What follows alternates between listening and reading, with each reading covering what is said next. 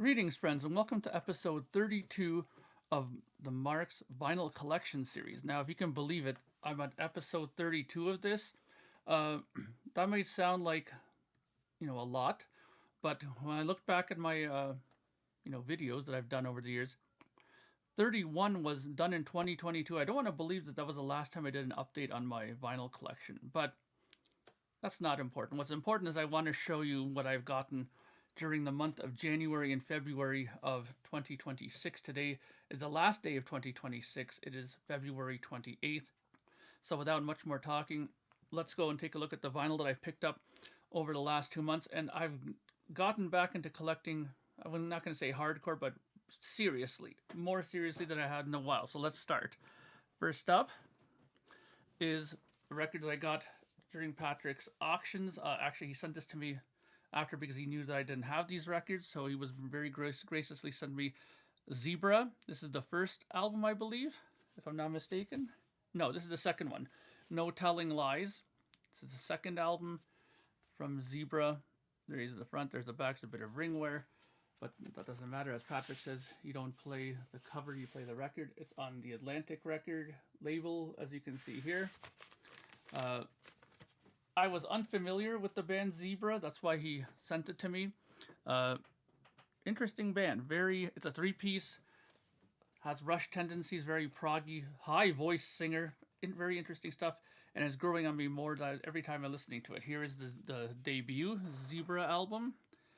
It's just simply entitled Zebra. The title track, the opening track, "Tell Me What You Want," is such a fantastic song. This is a gold stamp promo copy of it. Again, thank you, Patrick, so much for sending me this album. It has the original lyric sheets inside, and this is on the Atlantic label again here. I don't want to pull everything out because it's going to take forever, and I have a lot of records to show you. Yes, I've been busy collecting. Next up, as you guys know, I'm a hardcore David Bowie fan. So when this came out, I had to buy it. This is the latest Station to Station reissue. Where my hand is here, you'll see there's a little hype sticker there. I'll read it to you real quick. It's the half-speed master. This record was cut on a fully customized Newman VMS80 lathe, blah, blah, blah, blah, 192 kilohertz restored masters from the original Hit Factory master tapes with no additional processing on transfer. I'm curious to hear this. I haven't spun this yet. Mainly because I have a beautiful US copy done by Alan Zentz. There's the vinyl. It's in a nice polyline sleeve. Thank God people are starting to do this now. Thick vinyl. This is my second favorite Bowie album of all time. If you've ever seen my old Instagram channel, I did a ranking of the whole Bowie catalog. This came in number 2. It's my favorite Bowie record of all time. Curious to hear how this stands up against my US first pressing a la Alan Zentz mastering. And I wish my stupid laptop here would stop doing these indications here. Okay, next one. This one was also a Patrick gift. Thank you. I've been looking for this. I couldn't find it anywhere in the stores near me. I'm a huge Rush fan, and not only is this an OG US pressing, which I would never find in my area, but even the reissues I had a hard time finding. That's Rush, Show of Hands. Gatefold, beautiful condition. Patrick kept this obviously in great shape. Probably because he didn't play it too often. Patrick was never a big on live albums. Here it is on the custom Anthem label. This is the tour when they were promoting Hold Your Fire. So the shows are from the 88 tour, I believe, 88 and 89. Yeah, this is Birmingham, UK, New Orleans, Louisiana, Phoenix, Arizona, and so there's a couple songs like the Meadowlands stuff is from the Power Windows tour, which has Mystic Rhythms and Witch Hunt and stuff like that, and the rest of it is all from the Hold Your Fire tour. Great stuff. I'm a big fan of Power Windows and of Hold Your Fire, so those songs never bothered me in their live form. So glad to have that album, and I'm looking forward to spinning that one. Next up, okay, this is a very special record to me. I was in Piledriver, the Exalted Piledriver with Gord Kirchen back in the day. Gord was known to be one of those guys that record labels like Maze Records, who put out the first Piledriver album, wanted to put out these various made-up mystery bands where they would make up a band and then have these musicians come up and put fake names, and it was really only two people that were involved in it, and so on and so forth. Piledriver originally was like that. Then I joined when he wanted to make a proper band out of it, and so on. But one of the other bands that they created and that he sang on was a band called Convict. And this is the vinyl of that album. This is also a pretty sought after record. I'm going to use a word that Rob the Wax uses. This is a very desired record for amongst the metal community from the 80s. Like, this is like a 1983 release. That was the original year it came out. Interesting stuff on Cobra Records here, as you can see. It's think of Piledriver like Metal Inquisition and stuff like that, but a little bit more commercial sounding, just a little. And that's what that is. Okay, next thing. This thing I got from Patrick's auction. I won this surprisingly for not too much money. This is Time and a Word, yes. This is the original album cover.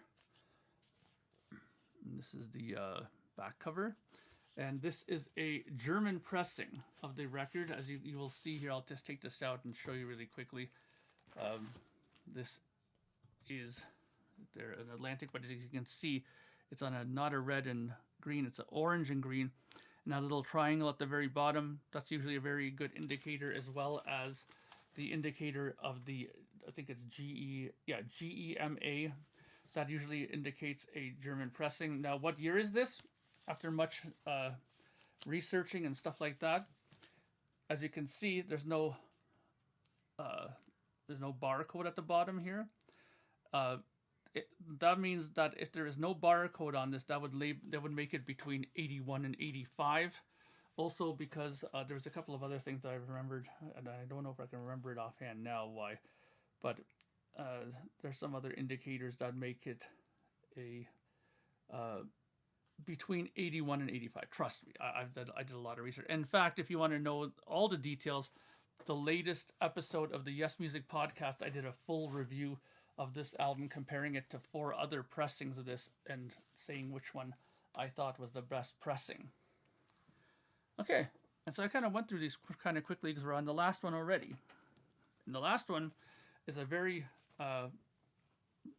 good record. I listened to it quite a few times digitally. I streamed it in my car, and I had to get it on vinyl. I'm not sure how many of you will be familiar with this artist, but you should really get familiar with this guy. To me, he's Canadian royalty. No, it's not Neil Young. And his music is fantastic. If you love hard rock, like good hard rock, you know, you're going to love this stuff. This is Ian Blurton's Future Now. That's the name of his band. And the album is down there at the bottom. Crime of the City, I believe it's called. Am I reading that right? Crimes of the City, yeah. So this is the latest album from him. There are a couple of other releases under the Ian Blurton Future Now moniker. Fantastic stuff. Absolutely brilliant. Take it from me. If you trust my taste in music, and if you like really good hard rock, this is it. And this guy has been putting out records for a long time. He's also produced a lot of different records. If you guys are familiar with the band Cauldron, they're a pretty popular Canadian thrash metal band. He did a lot of their stuff. Pull this out so you guys can see it. This comes on a very cool splatter vinyl. I got it off the Bandcamp site. There might still be some pressings left of this on the Bandcamp site. It's Ian Blurton's Future Now album. Same thing, both sides, you know. Splatter, label, blah, blah. So that is my latest pickups for January and February. Well, actually, that's sort of a lie, because there is more, but I didn't want to put too many records out and overload you guys with stuff all at once. But I will be making another video in about maybe a few days from now that will be showing you all the 7-inch that I've picked up, and a really cool 10-inch collection that I got as well. And I have 3 more 12-inch records and a couple of more coming. So I'll wait till those come and then I'll do my next round of vinyl pickups. So hope you enjoyed that. I'll talk to you all very soon. Have a great day. Bye bye for now.